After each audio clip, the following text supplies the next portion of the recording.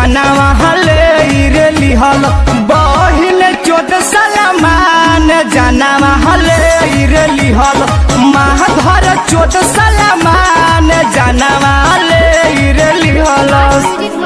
आप लोग बिहार वासियों से मेरा एक हाथ जोड़ के विनती है कि सलमान खान का बॉलीवुड का फिल्म किसी भी पटना के थिएटर में नहीं लगना चाहिए कि अपन फाटल करे जा कैसे सीब हो कि हम सुशांत भैया के बिना नहीं जीब हो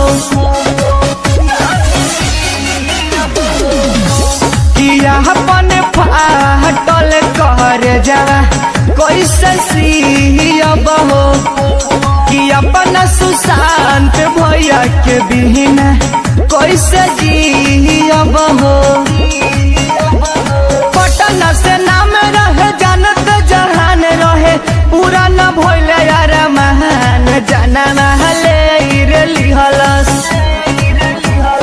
पटना से नाम रहे जानत जहान रहे पूरा न भइले यार महान जानवा ले लिहलस। बहिन चोद सलमान जानवा ले लिहल अलिया भट्ट सलमान जानवा ले लिहल। सलमान खान मुर्दाबाद अलिया भट्ट मुर्दाबाद करण जौहर मुर्दाबाद सुशांत भैया अमर है।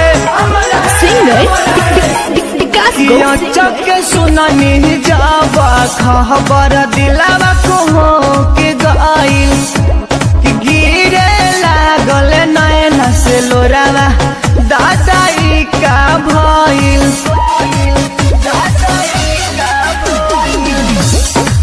चक्के सुननी जाबा खबर दिलावा को हो के गइल गिरे लागल नैन से लोरावा दादाई का भइल।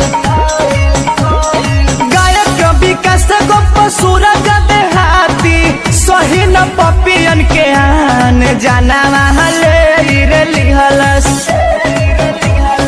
गायक विकास गोप सूरज देहाती सही न पपियन के आन जानवा ले लिहलस। बहिन चोद सलमान जना ले लिहलस महाधर चोद सलमान जानवा ले लिहलस।